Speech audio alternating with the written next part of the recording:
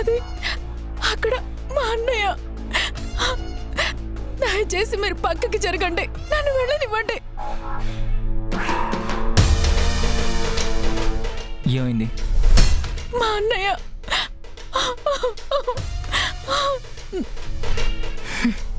సాగదీయకుండా చెప్పు.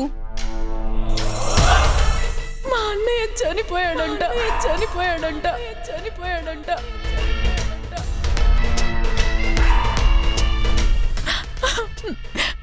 షూట్ చేసి చంపేశారంట. అచ్చా, ఈ ఇంట్లో నుంచి నువ్వు పారిపోవడానికి ఏదో కొత్త డ్రామానా? డ్రామా డ్రామా కాదు, నిజమే తారా. ఇప్పుడే ఫోన్ వచ్చింది. నేను వెళ్ళాలి, ప్లీజ్ తప్పుకోండి. దయచేసి నన్ను ఆపకండి. Wow, super! నీ పర్ఫార్మెన్స్ నెక్స్ట్ లెవెల్లో ఉంది. నిజంగా చనిపోయినా కూడా ఇంతలా ఏడవరేమో. అయ్యో తారా, ఎందుకు పూరి మీ ఫ్యామిలీ రోజుకొక కొత్త స్టోరీతో పిచ్చోళ్ళని చేయాలని చూస్తున్నారు? నేను అబద్ధం చెప్పడం లేదండి. పచ్చి అబద్ధం. ముందు నన్ను పెళ్లి చేసుకుంటానని నమ్మించారు, తర్వాత పారిపోయారు. ఇప్పుడు చనిపోయాడని చెప్తున్నారు.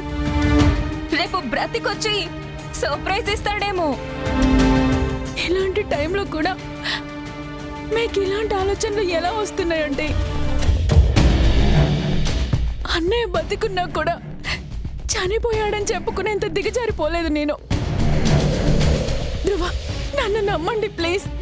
నాకు ఆలోచనలు రావటం కాదు, మీ అన్నయ్య చేసిన మోసం గుర్తొస్తుంది. నన్ను పెళ్లి మండపం వరకు తీసుకొచ్చి వదిలేసిన ఆ మనిషి మీద నేనెందుకు జాలి పడాలి? నీ బాధ నిజమే తారా, నీ కోపం కూడా నిజమే. కానీ అక్కడ మా అన్నయ్య చనిపోయాడన్నది కూడా నిజమే. పాపం మా అమ్మ ఇంటి దగ్గర ఒక్కతే ఉంది. ఎలా ఉందో ఏంటో నాకు చాలా భయంగా ఉందండి. ప్లీజ్ నన్ను వెళ్ళనివ్వండి. ధ్రువ గారు, ప్లీజ్ మీరైనా అర్థం చేసుకోండి. ఇంతలా అడుగుతుంది కదమ్మా, నిజమే అయ్యుంటుంది. వెళ్ళనియండమ్మా. నువ్వు నోర్మోయ్. వెళ్ళి పని చూసుకో, వెళ్ళు.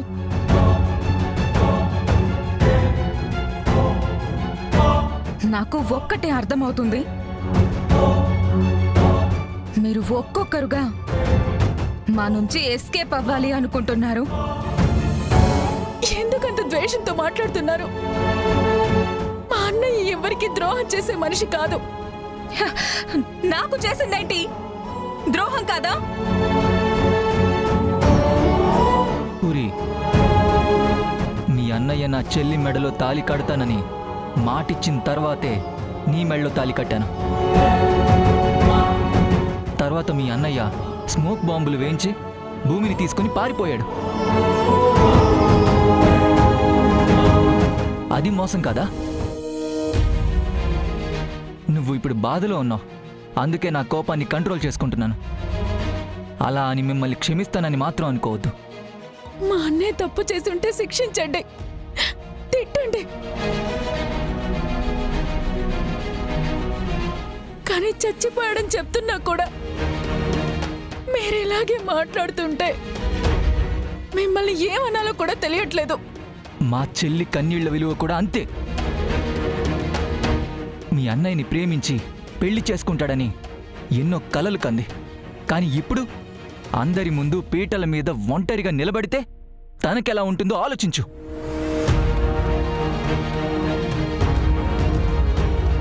అదంతా వదిలేసి నీకొక్క ఫోన్ కాల్ వచ్చిందని నేను నమ్మేయాలా?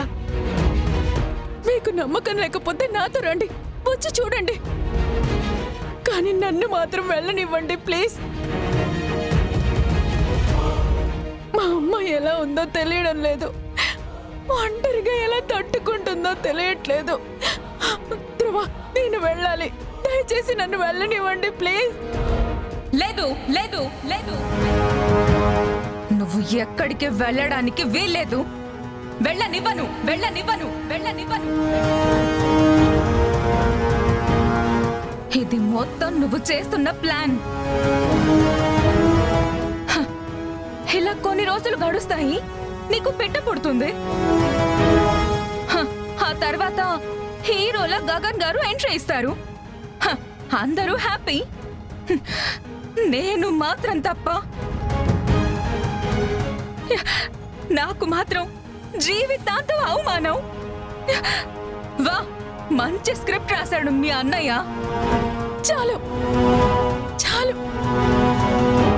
మా అన్నయ్య చనిపోయాడంటుంటే స్క్రిప్ట్ అంటూ చెప్పింది చెప్తారేంటి?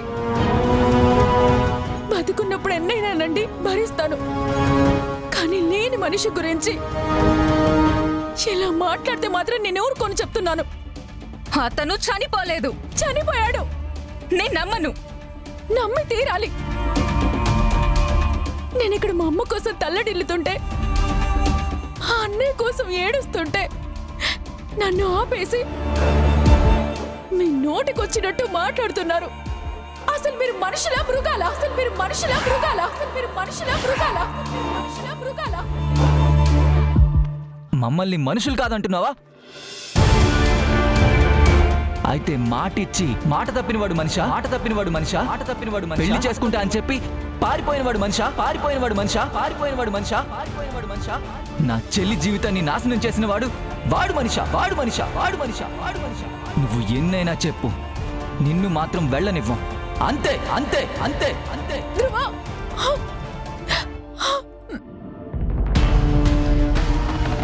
నా అన్నయ్యని నన్ను మృగాలు అంటావా? ఇప్పుడు చూపిస్తాను మృగాలు ఎలా బిహేవ్ చేస్తాయో. నీకు తెలియాలి కదా.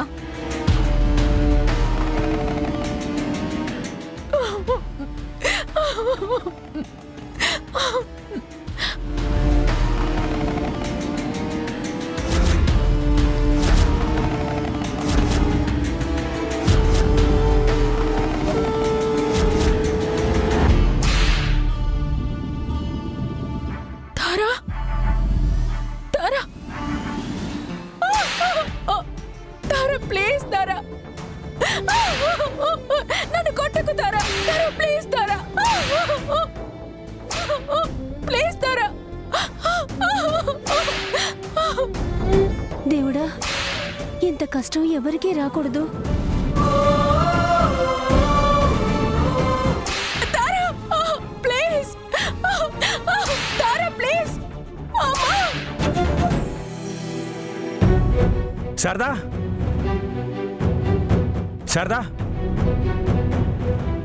శారదా.